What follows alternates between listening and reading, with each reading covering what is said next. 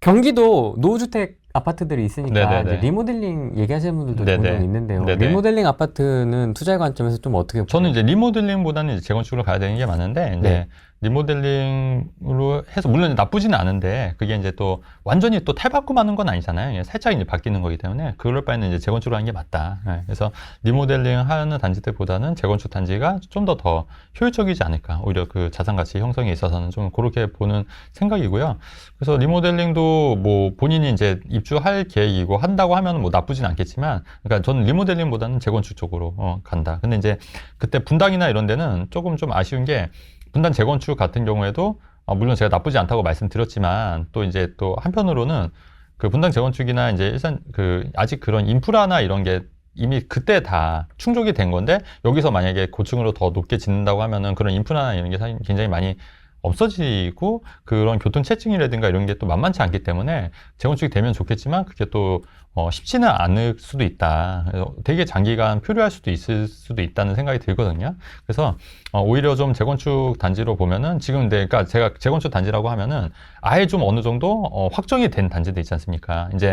이제 미래가 좀 보일 수 있는 단지들, 앞으로 뭐 이제 이런 게 되는 단지들 위주로 하시는 게 맞을 것 같고, 너무 먼 기약 없이 이렇게 투자를 하시는 거는 기회비용 측면에서는 좀 안 좋을 것 같다는 생각이 들고요. 음마는 어느 정도 좀 진행이 됐지 않습니까? 지금 뭐 저스트 특정 단지를 언급해서 좀 그렇긴 한데 네. 잘 아시니까 어차피 네네네.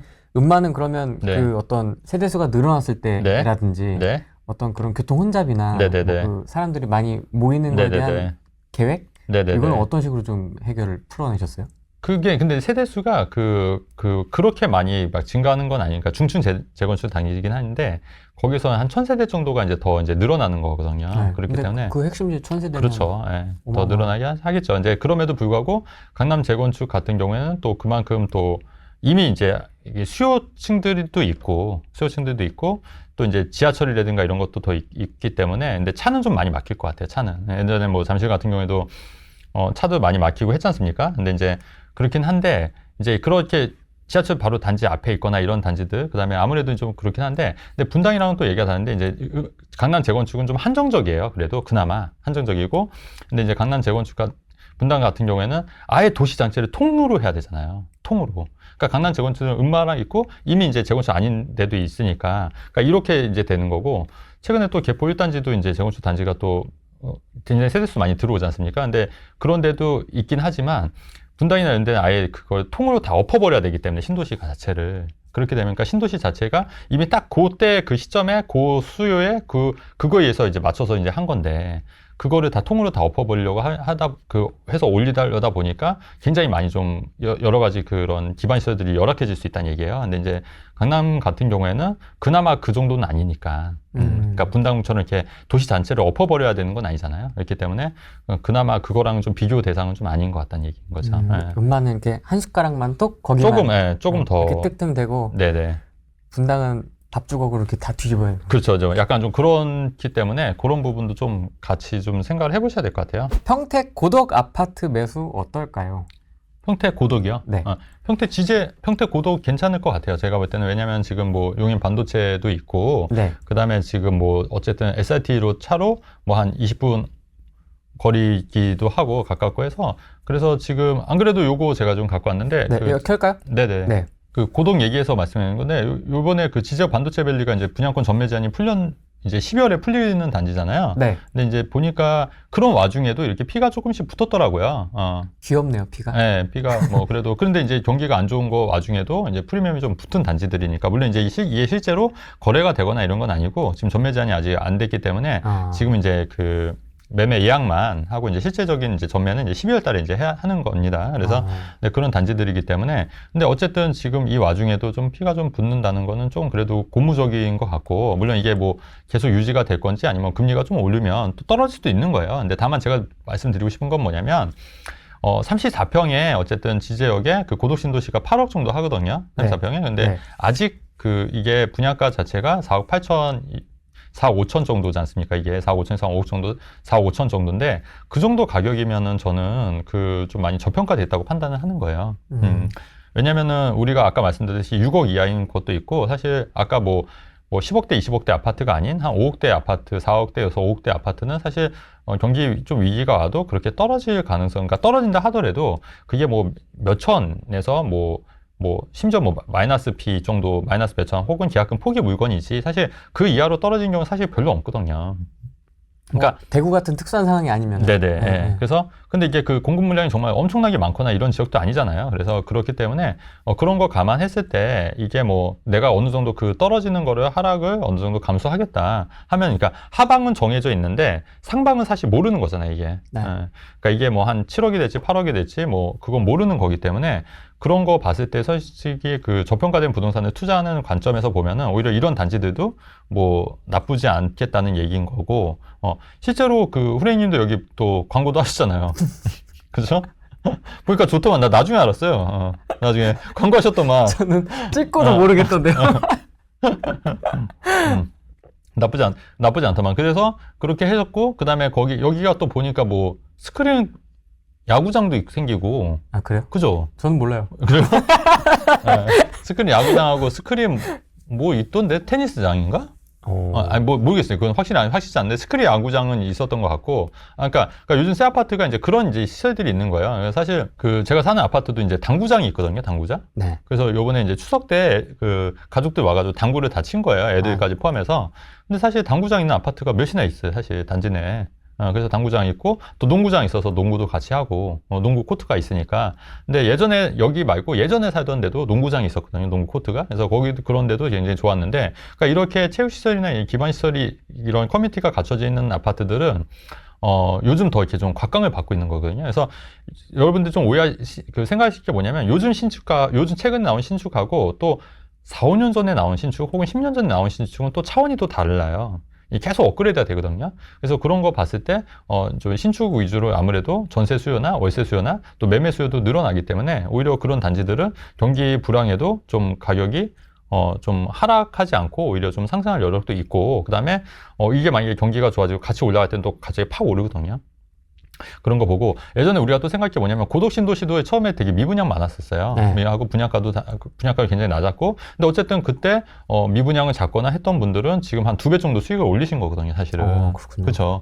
그렇게 되니까 이게 뭐 경기가 안 좋든 근데 이제 그게 2배라고 하지만 투자금 자체는 굉장히 적었을 거예요. 왜냐면 전세가 뭐 2억 5천, 3억대 했으면 한 내 돈 한 1억에서 1억 5천만 있었어도 2배이기 때문에 실제 수익률은 한 3, 4배가 되는 거거든요. 투자금 대비했을 때는. 왜냐면 신축 같은 경우는 또 전세 비율이 높지 않습니까? 그렇기 때문에 그런 거 감안했을 때는 오히려 좀 이런 투자는 여전히 저는 유효하다고 판단을 하는 거예요. 그러니까 이제 아마 질문하신 분은 네. 고덕 신도시 안에 있는 그 소위 네. 말하는 우리가 네네. 많이 째려보고 있는 네네네. 그 호갱노노로 네. 가장 많이 보는 단지 왕관 네네네네. 씌워져 있는 네네. 아마 그런 쪽에 있는 신축이나 네네. 신규 분양 단지를 네네. 말씀을 하시는 것 같고, 네. 대표님은 지금 6억 이하짜리 요거. 네네네. 그러니까 저는 이제 그런 거를 제 투자 스타일 아시잖아요. 예. 그런 거 아예 안 보잖아요. 네. 예. 안 보잖아요. 예. 안 보고, 그러니까 요즘 보니까 예전에 하남미사도 최근에 오신 분이 이제 하남미사 쪽 투자 좀 관심 있어 해서 질문하셨다 그러는데, 최근에 가격이 떨어졌다가 다른 데 비해서 정고점이 많이 회복을 안 했더라고요. 근데 제가 하남미사 같은 경우에는 2019년도에 투자를 많이 권유를 했었거든요. 2019년도에. 네. 그리고 나서 저도 이제 안 봤어요. 2019년도에. 근데 그때는 거의 6억대에 살 수 있었거든요. 아파트를. 25평 기준으로 6억대인데 그게 최근에 뭐 8억까지 올랐더라고요. 근데 그 전에는 뭐 좀 더 올랐었다가 이제 좀 더 떨어졌다가 다시 이제 좀 올라가고 있는 추세이긴 하더라고요. 근데 지금 시점에서도 저는 그래도 나쁘진 않은 것 같아요. 왜냐면 다른 데 비해서 덜 올랐기 때문에. 하나 미사 같은 경우에도 또 거기도 고성 호재도 있는 지역이고, 근데 지금 아예 저도 거기를 좀 아예 좀 등한시 하는 게 이미 2019년도에 투자를 했다는 얘기예요. 한참 더 아래 언더에 있을 때, 5억대, 6억대 있을 때. 근데 그때 이제 투자를 해서 이제 어느 정도 수익을 내셔서 뭐 파신 분도 계실 테고, 아니면 갖고 계신 분도 있을 테고, 물론 떨어졌다가 또 오르는 게 있지만, 제가 보는 관점에서는, 좀 약간 또 메리트가 좀 떨어진다는 거죠, 상대적으로. 그러니까 지금 평택에 지금 투자하려고 하시는 분들도 실거주 측면에서 봤을 때는 나쁘지 않다는 거지만, 그게 이제 저평가된 구간에서 잡는 건 아니라는 얘기예요. 그러니까 고덕신도시를 투자할 거면 애당초 초창기 때 쓰는 게 맞다는 얘기예요. 그렇지 않습니까? 그 다음에 동탄 같은 경우에도 예전에 아예 초창기 때 투자를 했으면, 굉장히 많은 수익을 올렸을 거예요, 동탄도. 그리고 실제로, 최근에 이제 상담하셨던 분도, 최근에 동탄은 이제 매매를 하신 거예요. 이분은 이제 좀 더 갖고 있으면 좋겠지만 좀 개인 사정에 의해서 좀 매매를 하셨거든요. 근데 어쨌든 비과세로 한 4억 정도 수익을 내신 분이고 그랬으면 이제 그거를 가지고 또 이제 어디를 투자할까 이제 저랑 의논을 하셨는데 그런 부분에 있어서 또 이제 저평가 지역을 또 투자를 하시게 되면은 훨씬 더 그게 효율이 높을 수 있다는 얘기죠. 그러니까 아까 그 기사만 보고 동탄에 투자해야지 이거는 이제 제가 볼 때는 중수 이하, 중수 이하고 고수들은 오히려 이제 그런 기사가 나오면 이제 좀 이제 털고 이제 다른 데 투자할 때를 찾는 게 이제 좀 고수들이 하는 투자 패턴인 거죠. 그럼 그분은 4억 비과세를 어떻게 받으셨어요? 4억대 분양받아서 8억에 팔았으니까. 예. 1주택? 예, 1주택으로. 예, 1주택으로. 1주택이니까 바로 받은 거죠. 아. 1주택은 아니고 아마 그 원주에 하나 더 있는데 그게 일시적 일가 유주택이 되는 거예요. 그래서 이제 이거를 3년 이내에 팔면 되기 때문에 이거 팔고 이제 원주 같은 경우에는 또 원주를 이제 또 처분하면 또 비과세 되는 건데 근데 원주는 많이 안 올랐더라고요. 생각보다. 그래서 그거를 좀 후회하시더라고요. 기존에 더 좋은 걸 갖고 있었는데 그걸 팔고 원주로 갈아탔는데 생각보다 원주가 많이 안 올라가지고 근데 그거는 이제 저한테 상담 받기 전에 이제 하셨던 거니까. 제가 광고했던 아파트인데 지제역 반도체 밸리는 어느 정도 오를까요? 굉장히 민감한 질문이잖아요, 사실은. 네. 또 이제 또 책임져야 될 수도 있는 네가 질문이고. 뭐 얼마까지 올라간다며 뭐 이런 나중에 또. 박제하고 나중에 그러는 거 맞아요. 아니에요. 예. 근데 짤 돌고 막 둔촌주공 짤 네네. 돌듯이 막. 근데 제가 둔촌주공 괜찮을 거라고 한 건 짤 안 돌던데 안 돌더라고요. 본인 말고요. 그러니까 알아요. 다른 분. 그러니까 제 말은 맞게 그다음에 작년 연말에 바닥이고 올해 초에 바닥이라고 얘기했던 건 짤 안 돌잖아요. 맞은 거는 패스. 맞은 거는 그냥 얘기 안 하잖아요. 패스. 맞은 건 얘기 안 하고 틀린 그냥 것만. 무조건 틀린 것만 해서 짤 돌고 뭐 이렇게 뭐 단톡방에 조롱하고 이런 경우도 있고 하잖아요. 네. 굉장히 하는데 개인적인 생각은 그냥 말씀드릴게요. 저는 그래도 한 7, 8억까지 갈 것 같아요. 장기적으로 보면. 장기적이라는 게 뭐냐면 입주하고 근데 대신에 이제 그때는 고독신도시가 아마 한 10억 정도에서 언더로 올라가겠죠. 위로. 그렇게 되면 한 2억 정도는 차이가 날 것 같아요. 2억 정도. 그러니까 고독신도시에서 한 2억 정도. 그렇다고 하면 지금 만약에 봤을 때 제가 볼 때는 안전마진 한 2억 정도, 2억 정도는 가져가지 않을까. 이제 물론 이거는 입주하고 2년 정도 걸렸을 때 얘기입니다. 그러니까 앞으로 아직 멀어서 이게 3년 있다 완공이니까 한 5년 남은 거예요. 5년. 5년 정도 지나면 최소한 그 정도의 안전 마진은 가져갈 수 있긴 한데 근데 여러분 이것도 생각해야 돼요. 분양권 같은 경우에는 조심해야 되는 게 경기에 또 굉장히 민감해요. 맞습니다. 그래서 입주하기 전까지 또 이게 만약에 이게 그 경기가 좀 꺾이지 않습니까? 그럼 마피도 막 나와요. 그리고 이제 이게 어떤 게 냐면, 그냥 자금 계획 없이 사신 분들이 또 굉장히 많거든요. 그러다 보니까, 또 이게 분양권도 이제 주택세에 포함이 되니까 이것 때문에 양도세 비과세가 안 되는 경우도 있고, 또 취득세, 이것 때문에 또 취득세를 8%, 12% 내야 되니까 또 급하게 털어야 되는 경우도 있단 말이에요. 그렇기 때문에 경기가 굉장히 민감해서 많이 왔다 갔다 하기 때문에 이게 여기서 또 마이너스 P로 떨어질 수도 있는 거기 때문에, 제가 말씀드리는 건 정말 장기적인 관점. 그러니까 제가 말씀드린 건 입주 후 2년이 지나 일반세를 팔 수 있는 거지 않습니까? 그 정도 시점에 됐을 때 얘기인 거지 중간에 마이너스 P가 나거나 이런 충분히 그럴 수 있는 거고 거기에 대해서는 이제 여러분들이 좀 생각을 하셔야 된다는 얘기예요. 이렇게 일직선으로 올라가지 않는다. 그렇죠. 이렇게 그렇죠. 하면서 간다. 근데 그 타이밍을 어떻게 다 맞추겠냐요, 사실은. 그러니까 그 타이밍을 맞추긴 힘든 거니까 그러니까 제가 투자하는 방법은 뭐냐면 하방은 이 정도고 상방은 이 정도인데 이 정도면 하방을 내가 감안하더라도 투자하면 되겠다 이런 생각을 가지면 투자를 하면 되는 거고 나 이 하방 너무 불안해. 나 이거는 정말 그리고 실제로 좀만 떨어져도 굉장히 불안해하시는 분들 계세요. 그게 사실은 이게 부동산이라는 게 실물이고 또 여차하면은 전세나 월세를 놔서 또 임대소득을 받을 수 있는 거고 그리고 사실 갖고 있으면 또 내가 입주할 수도 있는 거고 사실 이게 없어지는 건 아니지 않습니까? 근데 가격 변동률에 굉장히 민감하신 분들이 있거든요. 사실 이게 또 팔아야 또 돈이 되는 건데 그렇기 때문에 요거에 좀 떨어졌다고 해서 막 불안하고 초조하고 실제로 그렇게 해서 또 마이너스로 파신 분들도 계시고 그러니까 어떻게 보면 이게 또 심리 싸움이잖아요. 그러니까 그런 거를 봤을 때 여러분들도 투자할 때는 그런 생각을 하셔야 돼요. 요 정도 하방 요 정도 내가 감수하겠다.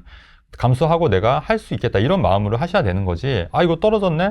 뭐, 제 얘기대로 했는데 떨어졌네? 뭐 유튜브 제보고 샀는데 뭐 이런 느낌으로. 그러시면 안 된다는 얘기예요.